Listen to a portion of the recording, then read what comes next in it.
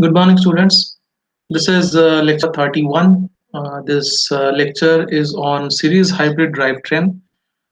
We are in the fifth module. So, fifth module is having two parts. First part is hybrid drivetrain series, and second part is hybrid drivetrain parallel. So far in the series hybrid drivetrain, we have seen what is the initial part, what is the system block diagram. After that, we have seen different control strategies. And finally, today we are going to see what are the design principles of three main components of series hybrid drivetrain. That is traction motor, engine, and PPS.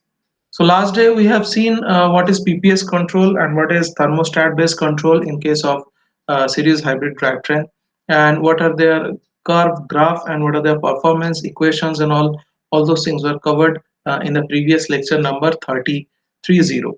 So now in this design principles of different main components of series hybrid drivetrain, we are going to see mainly the power rating design of traction motors. That is the first thing. Then we will see the power rating design of engine and generator. And finally, we will see how to design the peaking power source, that is the PPS. So in this, the main discussion will be on design of traction motor. Engine, generator, and peaking power source design is comparatively less, but all are equally important. So let us start with the sizing of motor or power rating design of traction components. Now, power rating design of traction motor, it is actually the power rating of electric motor drive in series HEV is completely determined by the vehicle acceleration performance, number one. Second is the traction motor characteristics, and third one is the transmission characteristics. So these three are the things, that is how much acceleration is required at any time, how much is the peak acceleration required. Second thing is what are the traction motor characteristics. So depending on the type of the motor, its characteristic changes.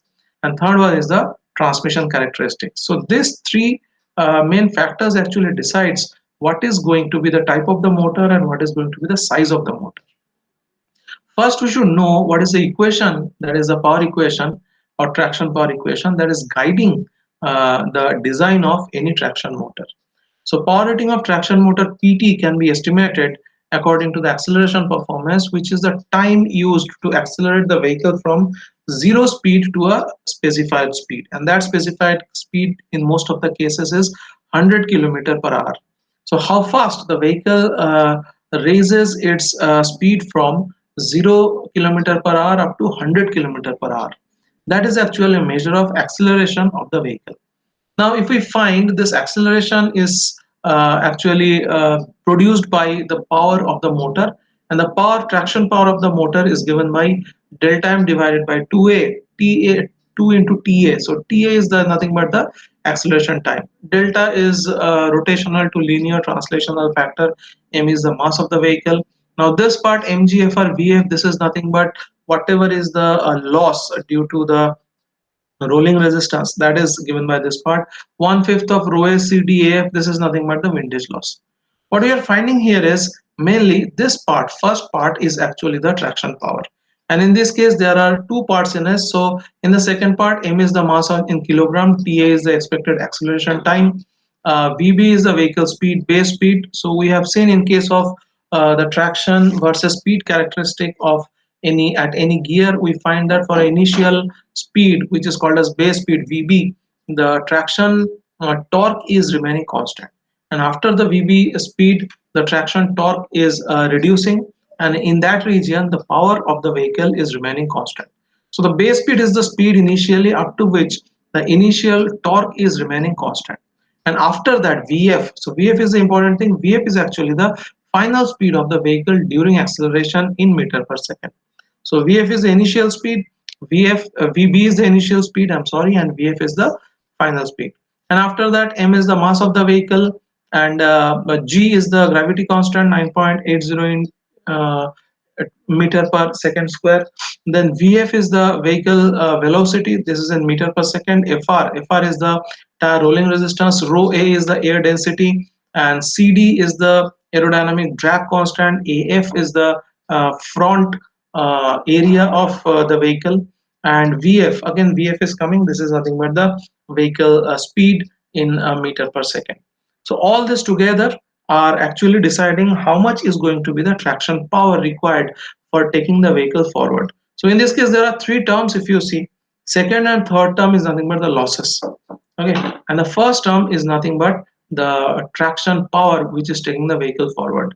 So whatever total power we are supposed to get from the vehicle is nothing but power required to put the vehicle or push the vehicle forward plus the losses. We have to overcome these two losses, that is the rolling resistance loss and aerodynamic loss, to accelerate the vehicle in a certain direction, and this is the power for acceleration mainly.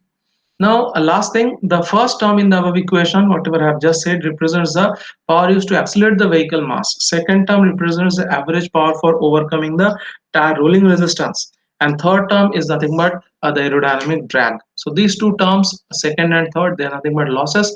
And first term is actually the power required to accelerate the vehicle mass. Mass is m, and delta is the conversion from rotational to linear. Whenever the translation is there, there is coming a factor which is called as a delta. Now this is a very important graph. Here actually we are seeing there are two gear arrangements. So the first one is low gear. Here the base speed is VB1, which is around 30 km per hour, and for this first gear the maximum speed is given up to F. And whenever we are finding that up to VB the torque is constant, and that torque is almost 8 kilonewton. And in the second gear we are finding the base speed is increasing, VB2, which is around 45 kilometer per hour. But in that case the torque, actually traction tractive effort or kilonewton, it is actually reducing from 8 up to around 5.4 or 5.5 kilonewton. But in this case, in the second gear you are finding VB2 is increasing, and final speed also increasing almost up to 180 kilometer per hour. So whatever motor speed ratio this is found, actually speed ratio is nothing but maximum speed divided by base speed, and as second gear is the highest gear, in that case the speed ratio is found for the highest gear in the vehicle. So here for second gear, maximum speed is 180 and initial speed is 45. So 180 by 45 is around 4. So this is the gear ratio for this system. So power rating design of traction motor with respect to its gears. So there's a multi-gear system. There's a low gear with a low base speed VB1 around 30 km per hour. In that case, F is the highest speed. So in that case, it is around 120. So 120 by 30 is equal to 4. That is the motor speed ratio. And when we are actually increasing the gear, in that case, this speed ratio is remaining constant. So VB2 is 45 and maximum peak speed VF, that is equal to 180, and 180 by 45 is also speed ratio 4. So this figure is very important for explaining the power rating of design of traction motor. So what all other things we are supposed to see here, let us check.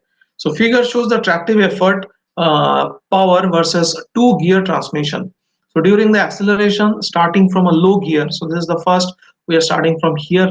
The tractive effort follows the sequence A, B, D, E, F. So maximum speed in the first gear or lower gear is around 120 kilometer per hour. Though we don't go up to 120 kilometer per hour with the first gear, we go almost up to 30 kilometer per hour, and after that we change the gear for the higher gears.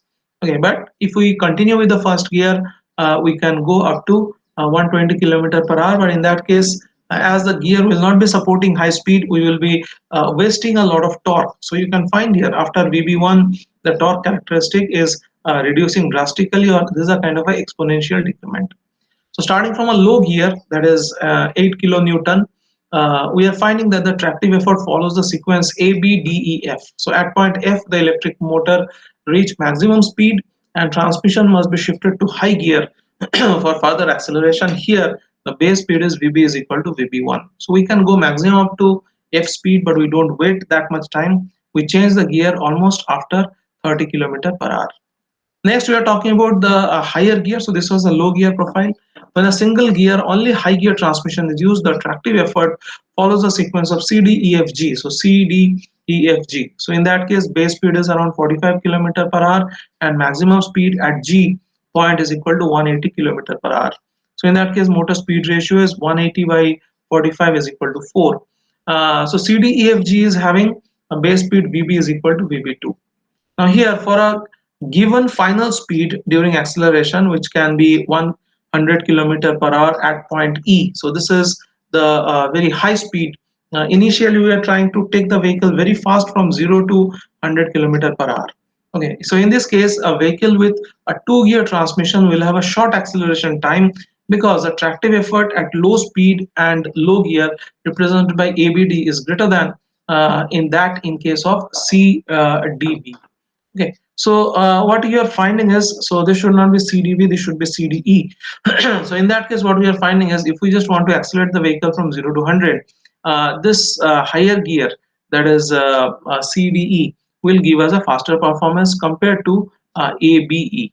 Likewise, so this is what is said in this last conclusion. So first, the ABDEF characteristic is explained, then CDEFG characteristic is explained, and then what is shown here is, compared to ABD, larger than, so higher gear represents the CDE characteristic. So CDE characteristic will show faster acceleration compared to the ABDEF characteristics.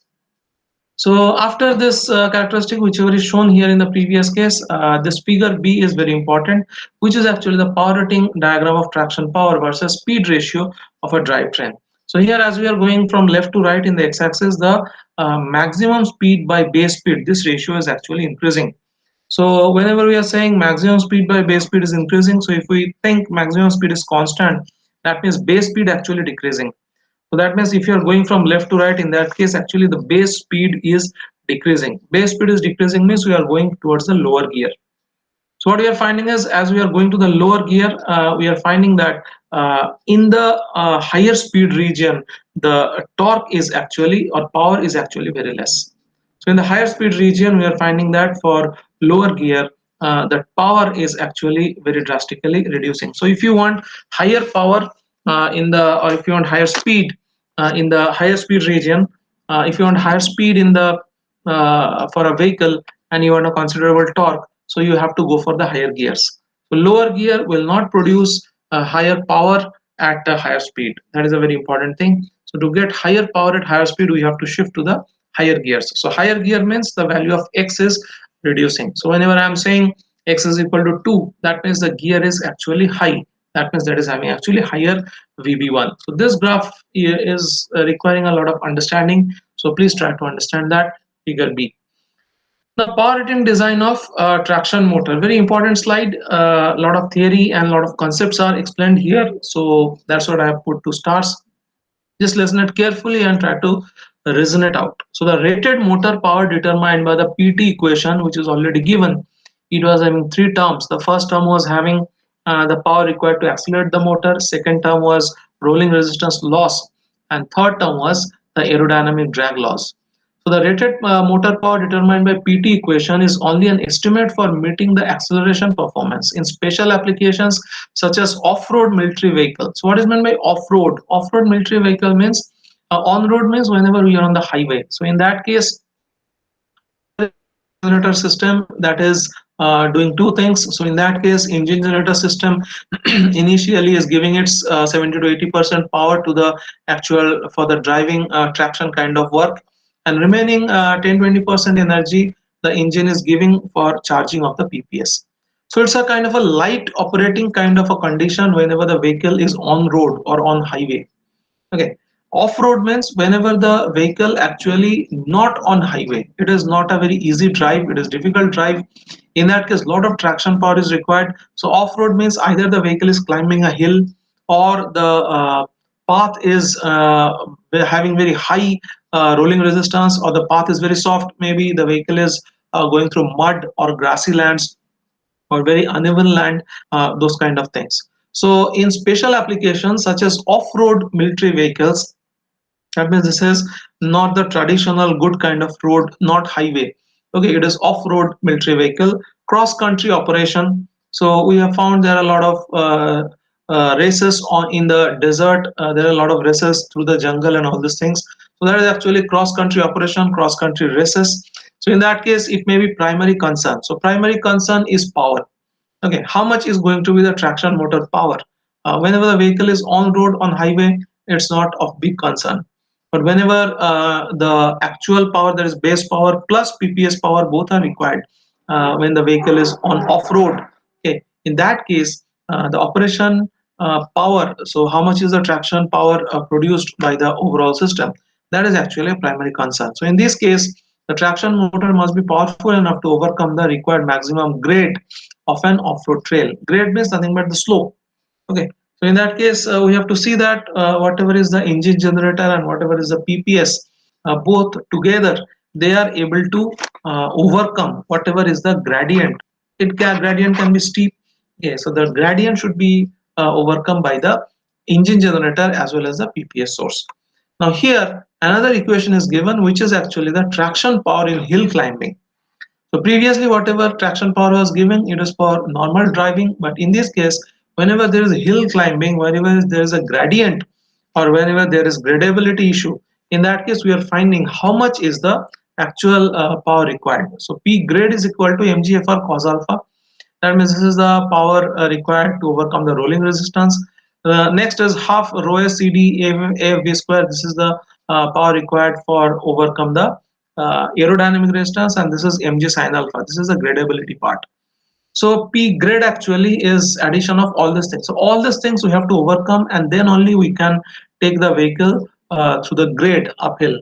So here alpha is the ground slope. Ground slope angle means nothing but height versus base. Height divided by base, that is actually the alpha, and tan of that. So tan of height divided by base of whatever path it is going through, that is nothing but alpha. And V is the vehicle speed in meter per second. So previously we had shown it as VF, that was the final vehicle speed, but in this case it is V. Okay, this is the vehicle speed in meter per second as specified by the gradability requirement.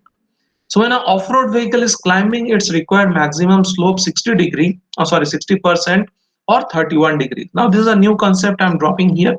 How do you find how much is the gradability of the road? So you just find out how much is the height versus base ratio of the road. Take the tan of that. So in this case, if you are doing tan 31 degree, you will find it is around 0.6. Okay, so tan 31, if you just do in calculator in degree, tan 31 degree, you will find it's around 0.6. That means height is 6 and base is 10, or height is 60 and base is 100, whichever unit you talk. So slope of 60%. Slope of 60% means actually 0.6. And how do I get that 0.6? If we do tan 31 degree, we are getting that at 0.6. So in this case, the vehicle is actually running through or trying to climb a 60% slope. What is meant by that? 60% slope means it is actually trying to climb a 31 degree slope. Okay, so when an off-road vehicle, off-road means road condition is also bad. So everything is against the vehicle. It is climbing through a high gradient. So 60% is very high gradient, or 31 degree is quite a high gradient. And road quality is not good because it's an off-road vehicle, and in that case it requires more torque. So whenever it is going to cover or going to climb a hill, in that case we have to keep the speed less, we have to keep the gear less. That means we require more torque. So road condition is bad, steep is very high, and speed we are keeping as 10 km/h, because we cannot keep higher speed. At higher speed actually we lose torque. So to climb a hill we need more torque, less speed. Okay, so at a speed say 10 km/h. So this is the condition. So when an off-road vehicle, that means road condition is bad, it is climbing a hill which is having a 31 degree slope, and speed is 10 km/h. Then in real operation, the ground is usually unpaved. I told you that road condition is bad. It is unpaved. Okay, that means rolling resistance is much larger. Okay, unpaved means rolling resistance is much larger. In those cases, those are paved road because of the road surface deformations. So this is a very bad condition. In this case, how do we decide what is the power rating of the motor? So therefore, in the calculation of motor power required for gradability, additional resistance power should be added to reflect the situation. So this is a normal case. This is a gradability part, this is the air resistance part, and this is the rolling resistance part. But whenever all the things are bad, so whenever the road resistance is too big, whenever it is climbing hill, whenever it is slope is very big, in that case some more resistance you can add here for overcoming. So that means the vehicle has to produce more power, okay, to overcome the gradability and to move upward in a slow speed. So therefore, in the calculation of motor power required for gradability, additional resistance power should be added to reflect this situation. So for 60% gradability, 10 km/h, tractive effort versus vehicle speed of a 10-ton military vehicle with different extended speed ratios and motor power rating is found by equation shown left. So this thing is actually the equation which is for 60% gradability at 10 km per hour, and for a 10-ton military vehicle which is running through off-road, that means road condition is bad, it is unpaved, that's why rolling resistance is much higher, and gradient is 31 degree or 60%. So everything is against the vehicle. In that case, P grade is the equation which will be determining how much minimum power is required to overcome all these losses and take the vehicle forward. So larger extended speed ratios effectively reduce the power rating requirement of traction motor to meet the gradability requirement. So more is the extended speed ratio, that means that X whatever we found, more is the extended speed ratio, means maximum speed is actually more, okay, or base speed is actually less. So in this case, the power rating requirement of traction motor to meet gradability, that means we require smaller motor whenever we are saying that the initial base speed is less or speed ratio is extended. So as speed on the max slope is smaller, as speed on the max slope is smaller, we know that more is the climbing gradient, we have to keep the vehicle slower. Vehicle slower means less power is going for speed and more power is going for torque. Okay, so as speed of the max slope is smaller, the large extended speed ratio can be implemented either by the motor itself or by multi-gear transmission. So multi-gear transmission is very much required because we want, whenever the hill and all those things are there, we want to drive the vehicle slow, because in that case we want more power. And whenever the same vehicle is on road, that means on highway or something, we want the vehicle to run with higher speed, lesser torque. So both the things we want to achieve from the same gear transmission system. That's why multi-gear system is very much welcome in whenever we want too much of speed variation, or vehicle is supposed to run in hill as well as in on the small on the smooth road like highway. Okay, so this is the actually success of multi-gear transmission. Why multi-gear transmission? If they ask, you have to explain this case. That is, we want a large extended ratio. We want the hill to drive.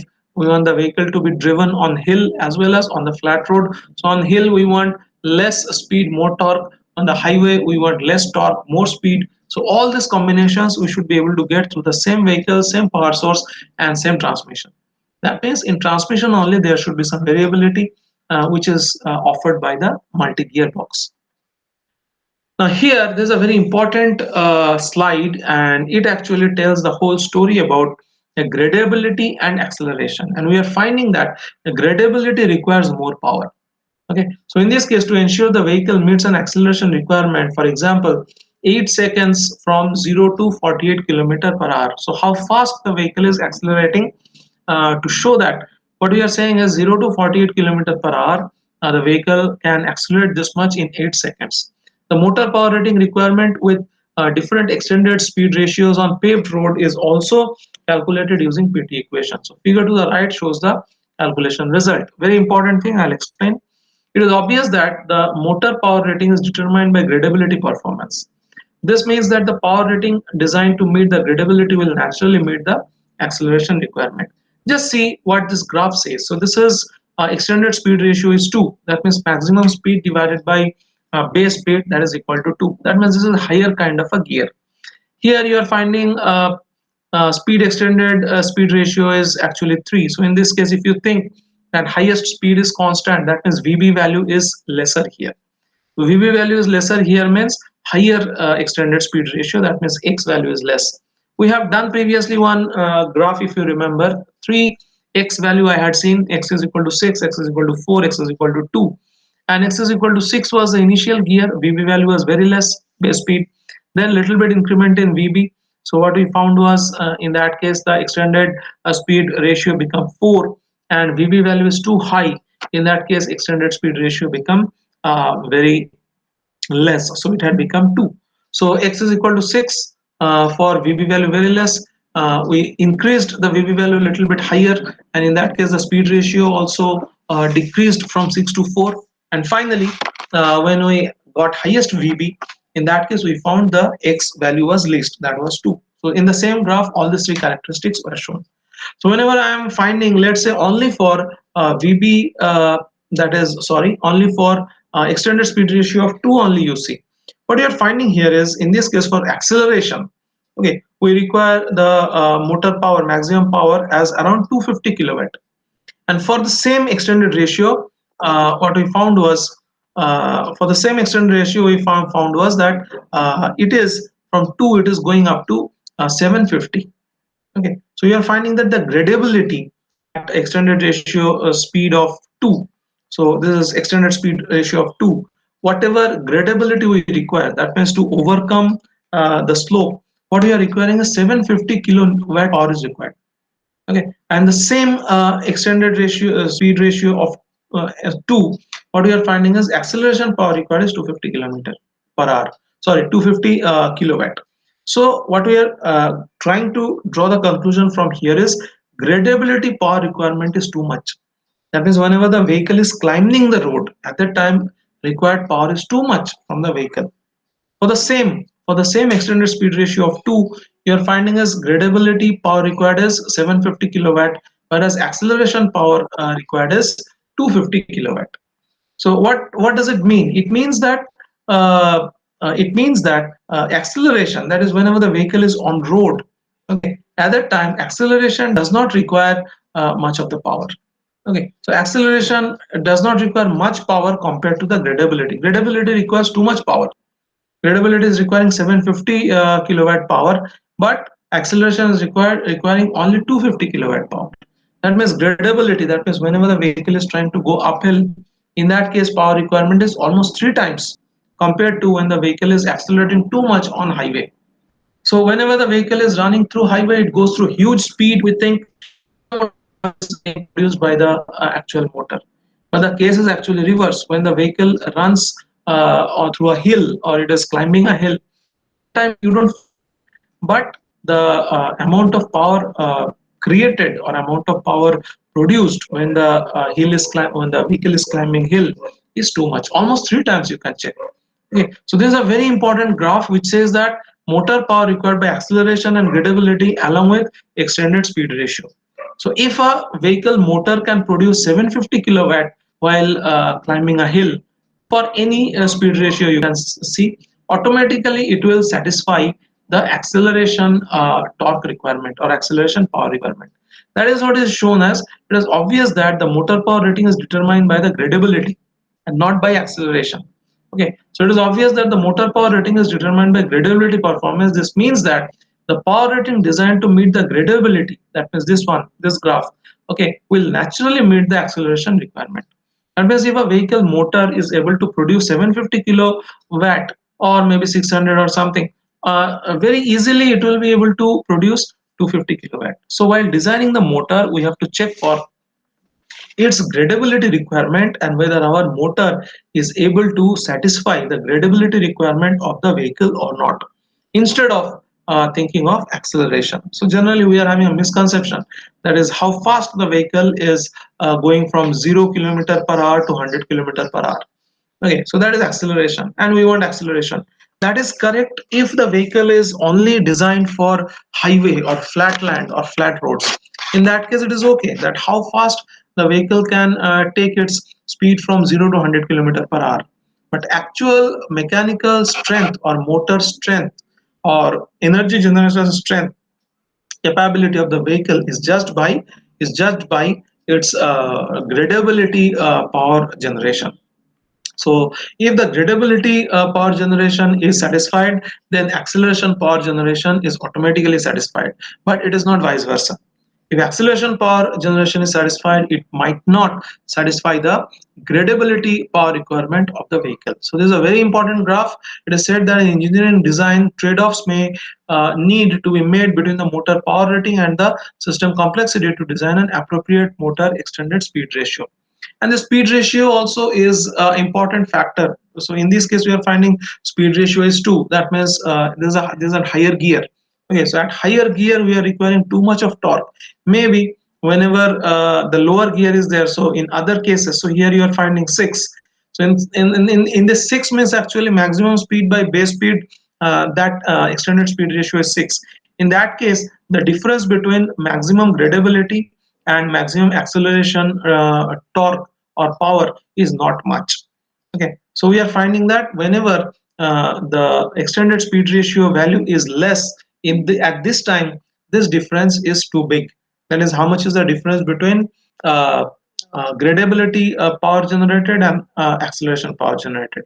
But as we are actually reducing the VB, as we are increasing the extended speed ratio, both are same thing. In that case, this difference actually is getting minimized. So very important graph. Try to explain this graph when you are explaining the motor power rating required for acceleration and for gradability along with extended speed ratio. So this is a very important graph. Try to understand it. So this kind of finishes the initial design, that is the design consideration or sizing of electrical motor. Now next we will see another very important design part, which is called as power rating design of engine and generator. So the engine and generator is the main powerhouse or main base power source for a vehicle. So the engine generator EG in series hybrid drivetrain supplies the steady state power to the prevent PPS from the complete discharge. So there are two power we told whenever the vehicle is on a road, in that case, or on highway. In that case, engine generator only, it supplies the whole energy. And in that case, engine generator at the same time, it actually charges the PPS also. And whenever the vehicle is off-road, in that case, engine generator supplies the base power and PPS supplies the bumper power. So EG design, the two driving conditions are considered. So for EG design, there are two driving conditions are considered. Number one, driving for a long time at a constant speed on highway. This is the easiest case, I'll tell you. Okay, this is the easiest case, that is a long time you are running through the highway. Highway means banking and ups and downs are comparatively lot less. Road quality is very good and the slope is not there, and almost you can maintain a constant 120 kilometer per hour speed, and it's a smooth ride. So there's a first case which is easy on road. Second is off-road driving on a soft road. This is bad. Okay, so off-road driving means we can go through jungle, we can go through hill, or we can go to through soft muddy road, and driving with a frequent stop go pattern. So both are equally bad. So either you are passing through a soft road or you are passing through a city with heavy traffic. That means there is stop go pattern is to be used. So this is the second type, and second type is very difficult. In that case, it is a test of the engine generator block of the series hybrid drivetrain. And the first is very easy. You are on the highway and constantly you are driving with the same speed, high speed, through a very paved, perfect road for a longer time. So in the first highway driving, the vehicles should not rely on PPS to support the operation at high speeds. For example, 130 km per hour for an on-road vehicle, the EG here should produce sufficient power to support vehicle speed. I told you in this case what happens is vehicle almost 80 to 90% of the vehicle EG power actually goes for driving the vehicle, and remaining 10-20% energy from the EG, it goes to charge the PPS. But this ratio we can vary. Okay, but in this case, whenever the highway driving, nobody is worrying and nobody is bothered much about the generation and complexity of power. Okay, in this case, EG will be sufficiently generating enough power which will drive the vehicle, and it will be a smooth kind of drive. But for the second case, frequent stop-go driving or off-road driving or mud road driving, in this case, the EG produces sufficient power to maintain the PPS energy at a certain level for supporting vehicle for hill climbing. So in the second case, so if it is a stop go kind of a thing, in that case we can say regenerative braking, we can put electrical braking, and in that case also some PPS charging energy is produced through the so that regenerative braking power comes from the output side to the input side. So first case, PPS does two things: it runs the vehicle, it charges the PPS. Second case, regenerative braking, that is from the output side, the energy comes back to the PPS input. The energy consumption of the PPS is closely related to the control strategy. At a constant speed and on a flat road, the power output from the power source EG or PPS is given as. So this is the flat road energy produced by the EG. That is the engine generator set. It is given by V divided by 1000 eta T eta M. So this is What is eta T and what is eta M? Let us see. So this is efficiency of the transmitter and the motor. So this may be around 85%, 95%, 90% or so. So V is the vehicle speed, mgfr. So M is nothing but mass of the vehicle, G is 9.8, that constant, Fr is the rolling resistance, and half rho a CD. So this is the aerodynamic loss power. So how much is the power that EG is supposed to produce is actually driving the vehicle and overcoming these two losses. Okay, this is what is actually how much minimum power the engine generator is supposed to produce should be greater than this. Okay, so V divided by 1000 eta T eta M, and into this is the loss for the rolling resistance, and this is the loss for the aerodynamic drag. So this two has to be overcome, and then EG will be able to do the traction or for the vehicle, or can take it forward. Now this is a characteristic where there are two regions. Initially you are finding this is the kind of a constant speed region. So from 0 to 140 you are generally driving the vehicle, and we are finding that increment in the load power is not much, though it is increasing exponentially, but not huge amount of increment. But you are finding at the higher speed, if you are taking the vehicle from 140 to 160 kilometer per hour, in that case huge amount of load power is required. Okay, though we have not considered eta T and eta M here. So load power for 1500 kg passenger car, eta T and eta M are not considered. Okay, so what this graph depicts is whenever we are in the kind of a normal range, so whenever we are in the constant speed range, so initially this much speed is called as a constant speed. That means most of the time vehicle runs in this range only. Okay, so in this case acceleration power or load power required is increasing, but not increasing drastically. Okay, but you are finding that just after in the higher speed 140 to 160, in this case you will be finding that the speed increment is very drastic. So to say that as an example, so here this is the value that you should remember, because whenever you are going for interviews and whenever we are talking in technical terms, how much power is required for this much acceleration. So this range you should know. So this 35 written, you can talk it 40 or you can say 32, but you should never talk it should be 1000 kilowatt. Okay, so what is this 35 kilowatt? Let us see. As an example, power required is about 35 kilowatt for what? Including losses in the transmission and the traction motor. That means eta T eta M value is considered here for a constant speed of 130 km per hour. So whenever a vehicle is being run with 130 km per hour, in that case, what is the power produced by the overall system or EG system? How much is that? It is 35 kilowatt. So 130 km per hour with 35 kilowatt with engine efficiency and drive efficiency as zero point 0.9 and zero point 0.8. So this is the factor you should remember. So when vehicle is driving in a stop and go pattern, so in the cities, huge traffic is there, a vehicle is being driven in a stop and go pattern. In that case, EG produced power should be slightly greater than the average load power to maintain the balanced PPS energy source. So in this case, the average load power is expressed as, so average power. How much is the average power produced by the EG? That is equal to the first part, its loss. So we have seen the average force, how much is produced. So that formula we have proved previously. In that case, they are actually finding the power. So power is nothing but the whatever is the energy divided by time. So whatever was the energy, actually they are integrating that energy and dividing it by time. So 1 by time is the division of the integrated energy. So they are finding the power. And what is the first part? This two part is nothing but the how much is the losses. So first one is the rolling resistance loss, second one is the aerodynamic drag loss. So this is the loss power that we have to overcome, and this is the tractive power. So delta M dv dt, because v is nothing but the velocity of the vehicle. So this is the actually tractive power. So this tractive power is actually overcoming this power, and we are supposed to, our engine generator is supposed to produce all this total power which will overcome this losses and will take the vehicle forward. So the average load power here can be expressed as this formula here. The delta, the vehicle rotational inertial factor. So delta is the vehicle rotational inertia factor, and dv dt is the acceleration of the vehicle. So this much part, we are finding there are mainly two parts which is explained later. This is the first term.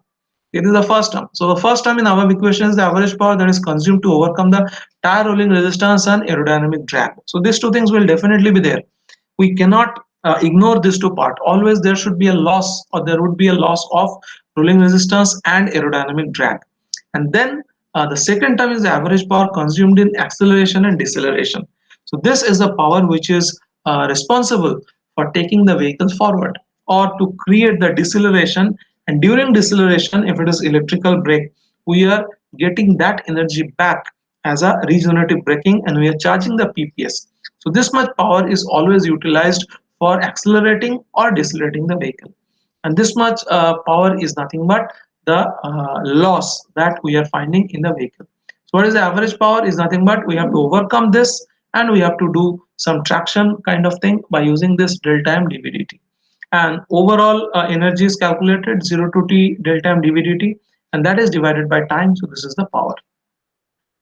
Now here four cases are given, so very important and interesting kind of cases. Instantaneous and average power in typical drive cycles. So here four cycles are explained.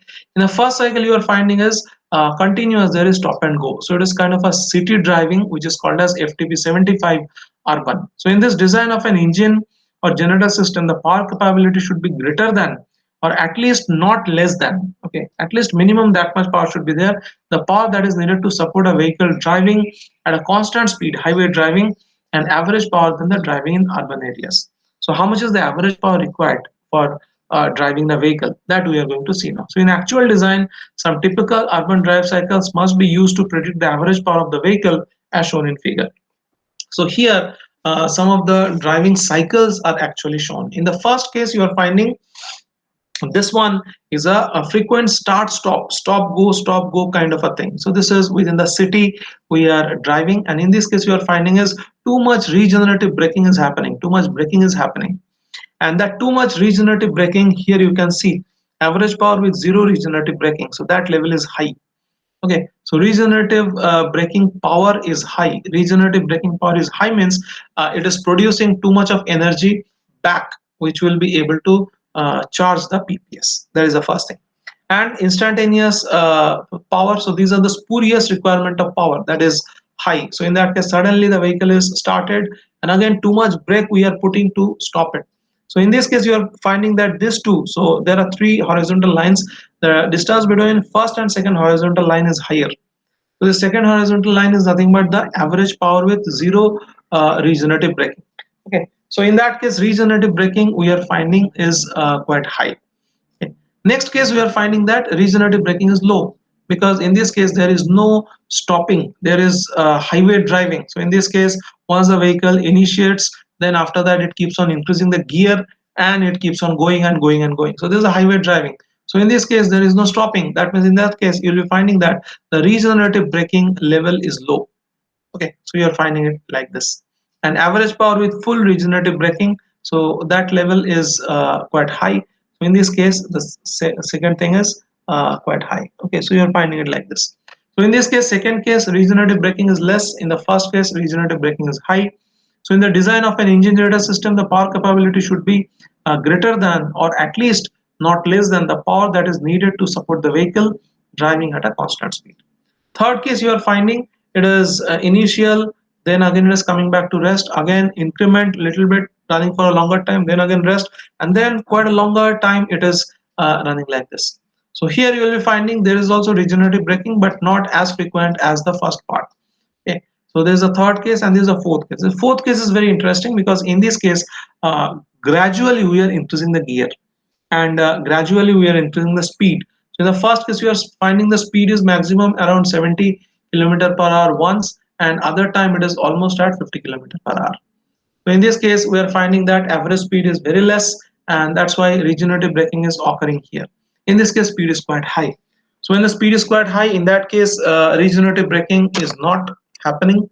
Third case is also better than first case, because not too much of stopping is happening here.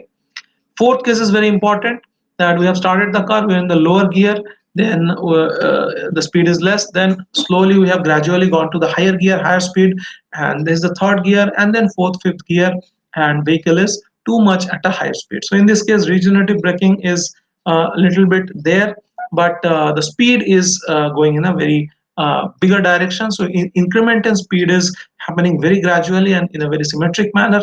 You can find that this is kind of a straight line. Okay, whatever is happening here, this is kind of a straight line. So very gradual increment in the speed is happening here. So this is the very best kind of drive characteristic. This is an undisturbed kind of a drive characteristic.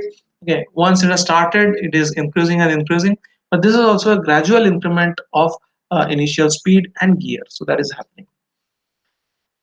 This is a very important graph which is saying about the operating point of engine generator. So in this, there are actually two zones, zone A and zone B. And what are the significance of these two zones, that you have to explain while you are explaining the operating point of the generator. So we will explain both the design A and design B. So in the EG design, in the EG size design, that is the engine and generator, operating point at which the EG produces the aforementioned power should be determined. So we know how much is the power required for driving a vehicle, that we can find out from the previous this drivetrain diagrams, the drive cycle diagrams. So in the EG size design, the operating point of which the EG produces the aforementioned power should be determined. So there are two possible designs. In the first type of design, what we see here, there is almost a final or maximum efficient engine operating point, which is determined by the point A. You can find here in this diagram. So in the x-axis, there is the engine generator RPM speed, which is directly proportional to the vehicle speed, and y-axis is the engine generator torque. So from left to right, as we are moving, actually this is increasing the vehicle speed or engine generator speed. So if the speed is here around 150 or 200 kilometers, we are finding that in the speed range, which is around 30 to 40% of the maximum speed, that means around 40, 50 up to 60, 70 kilometer per hour speed, or maybe in the medium range of RPM, we are finding the maximum torque is occurring. So we generally do have a misconception, that is when the vehicle is running with higher velocity, higher speed, higher acceleration, then actually vehicle is generating highest amount of torque. So that might be the case, but that is not highest efficiency. So highest efficiency or best fuel consumption. Best fuel consumption means with most less amount of fuel, the vehicle is crossing highest amount of distance. So fuel consumption is at peak, or vehicle efficiency is at peak, when the speed is in the limited range. So that is actually the point A. So in the most efficient operating point is found, which is also called as design A type. And in this case, what we are finding is the point A is showing that vehicle is operating with highest fuel economy. So here the engine produces needed power with maximum efficiency.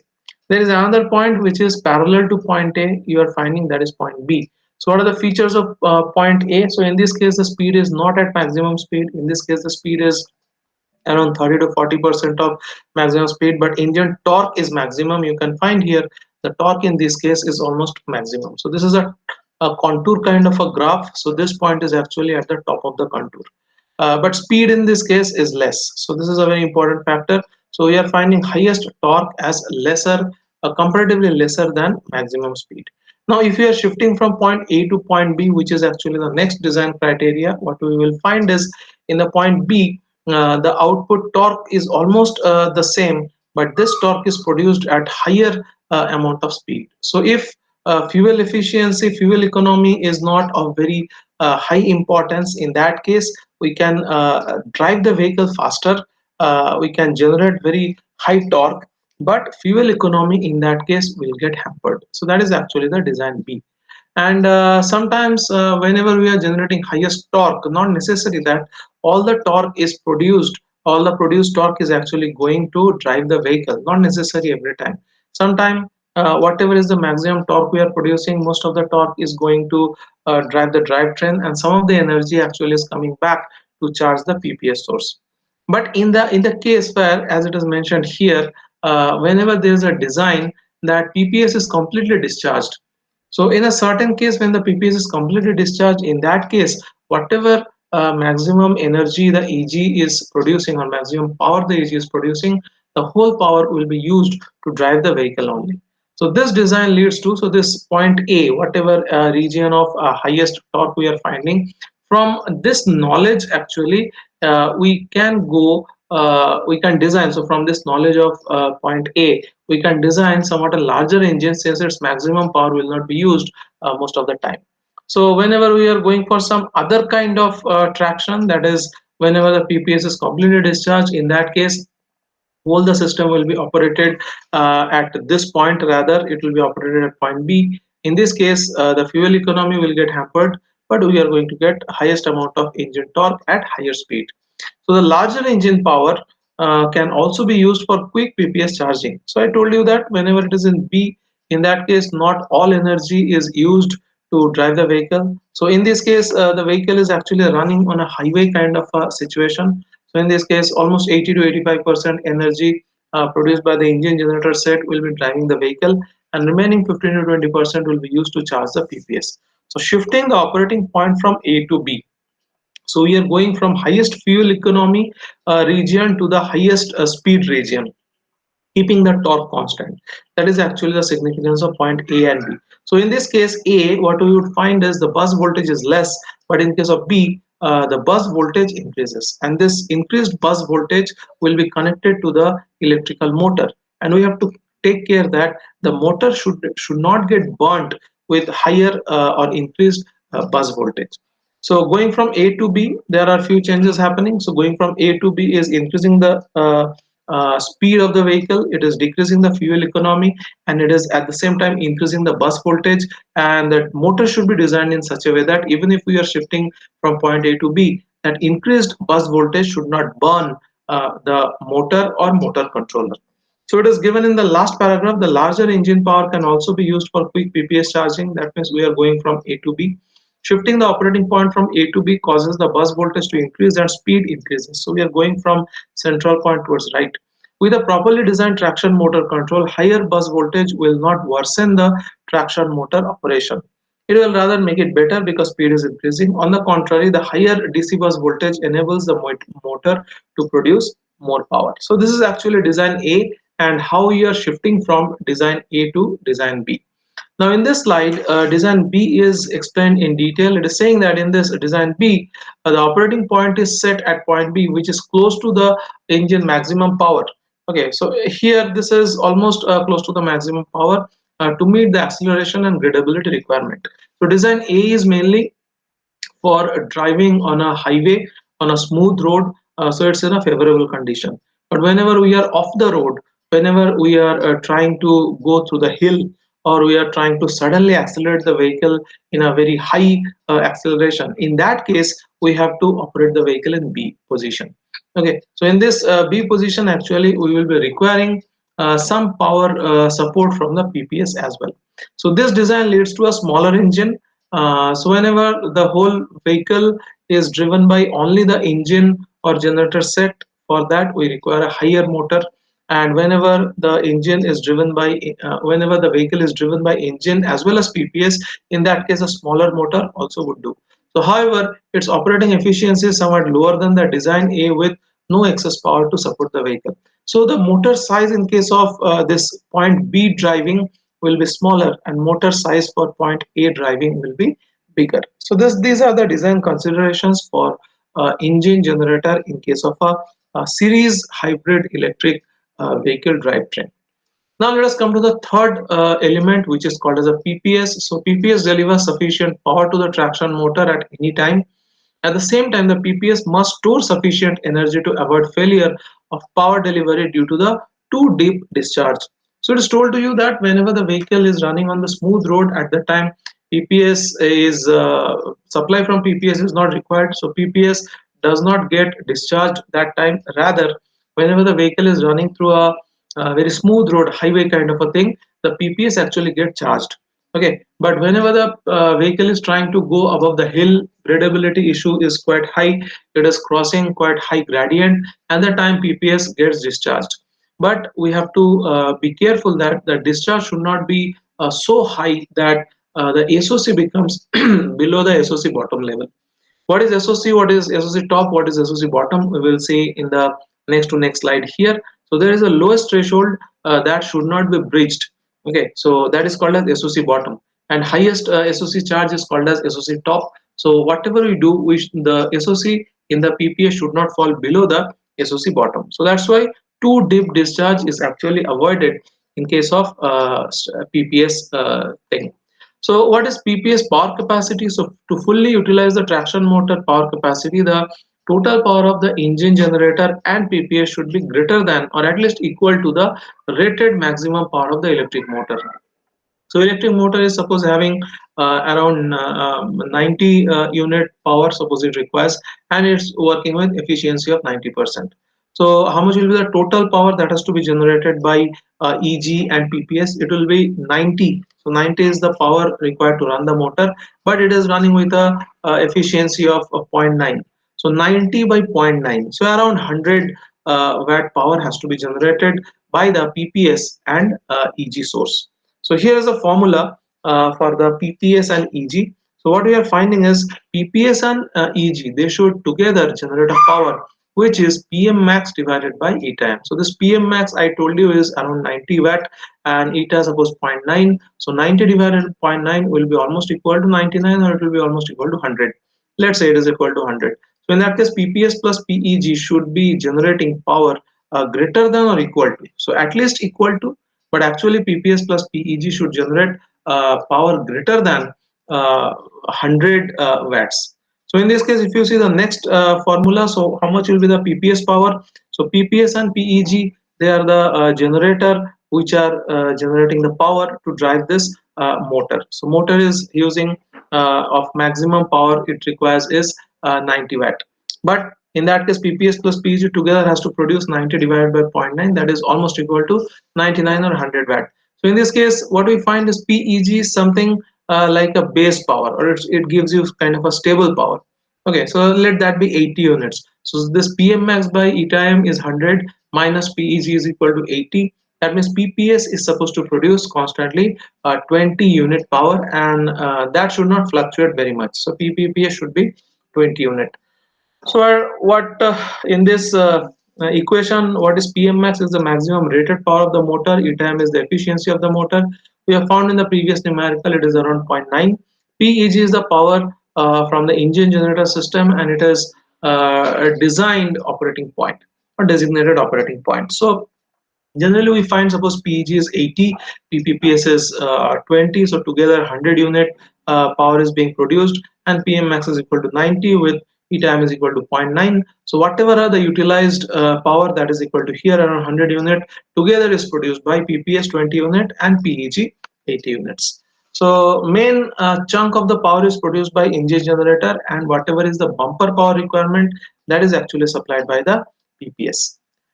Now, how the delta E, or how much is the charge in the PPS at any time while charging and discharging, that is given by this formula. So in some driving conditions, the frequent acceleration or deceleration. So acceleration actually discharges the PPS power, and deceleration or electric brake, actually it is generating some energy, it is giving some energy back to the PPS, which is called as regenerative braking. So during acceleration of the vehicle, this PPS will be negative, and during deceleration of the vehicle, when some power is getting added to the PPS, this PPS will be charging and this will be positive. So a frequent acceleration deceleration, that means stop and go kind of thing within the city, would actually result in a low SOC in the PPS, so thus losing its delivery power. So to properly determine the energy capacity of the PPS, the energy variations in some typical drive cycles must be known. So we have talked about the FTP 75 and all those things. With respect to that, we have to find how much is the energy variation in the PPS, and that is actually given by delta E, change in energy, that is the energy variation while charging discharging together. We can find out this is 0 to T PPS dt. So whenever I'm integrating the power, actually I'm getting energy, because power is equal to energy by time. So whenever I'm integrating power, actually I'm getting the energy. So positive PPS is giving actually the charging power. That means the battery is getting charged to supply PPS power in the need time. And negative PPS is actually happen when the PPS source is discharging. PPS is peaking power source. So here one case is given, that is that FTP 75 urban driving cycle. So what you are finding is initially the vehicle is running through the highway, and then it enters city. As soon as it enters city, suppose before entering city there is suppose a hill, and in this hill actually the PPS extra power is being sought after. That means it is being asked that okay, PPS, supply power. So initially there was kind of a normal kind of a driving thing, and then suddenly power is being discharged or power is being taken from the PPPS. So it is falling, but it will be falling to SOC bot. SOC bot means the bottom threshold value of the PPS, and below that the PPS should not come. So there's a lowest level of PPS power, and then when it falls here, then again engine starts charging it. So PEG actually in this case will start charging the PPS, and in this case PPS is getting charged. So again discharge charging. So some time PPS is giving power, sometimes it is charging.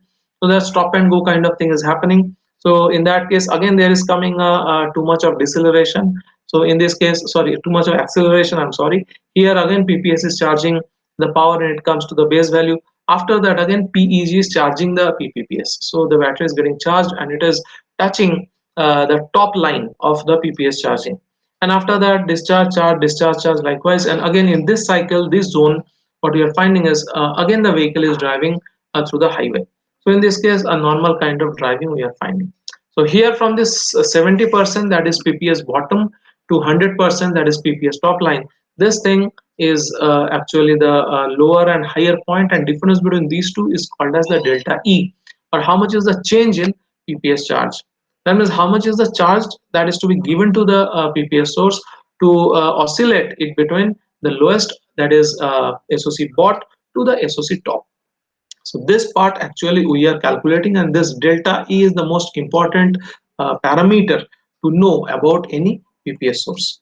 Next, what we are going to see, this is the last slide, the same FTP 75 cycle we are seeing here, and how to find the E cap.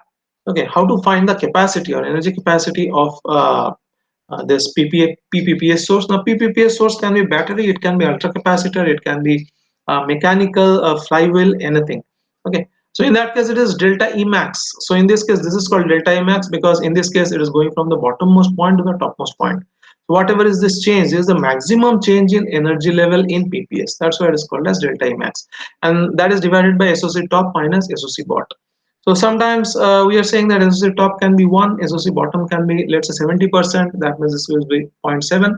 So in this case, SOC top minus SOC bottom, that is in terms of charge, that is 1 minus zero point 0.7 is equal to 0.3. So that is in terms of percentage of SOC in the battery. Okay, so that means we have to change, we have to swing, we have to create a swing of 30% of the overall battery charge.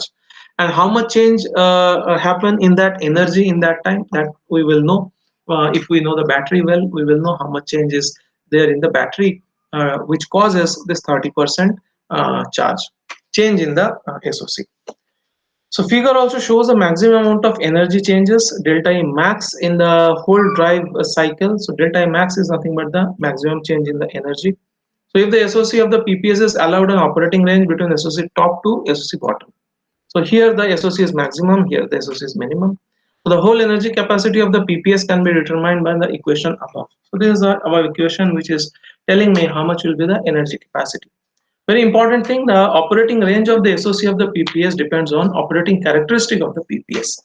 So it is pre-decided. So how we are going to, on which levels we are going to change the PPS and all, it is actually pre-decided. So for example, for different sources, it is saying, for example, for efficiency reasons, chemical batteries would have an optimal operating range between 0.4 to 0.7, whereas the ultra capacitors would only have very limited energy range of 0.8 to 1. So we are actually find here that SOC bot is actually 0.4 and SOC top is actually 0.7. This is for battery. And for ultra capacitor, the values are 1, that is SOC top, and SOC bot is 0.8. So different sources are having different SOC top and SOC bottom. And this is how we are actually calculating the energy efficiency. So this is finishing the first part of module 5, that is nothing but the series hybrid electrical drivetrain. So there are 3 parameter design considerations we have seen here today.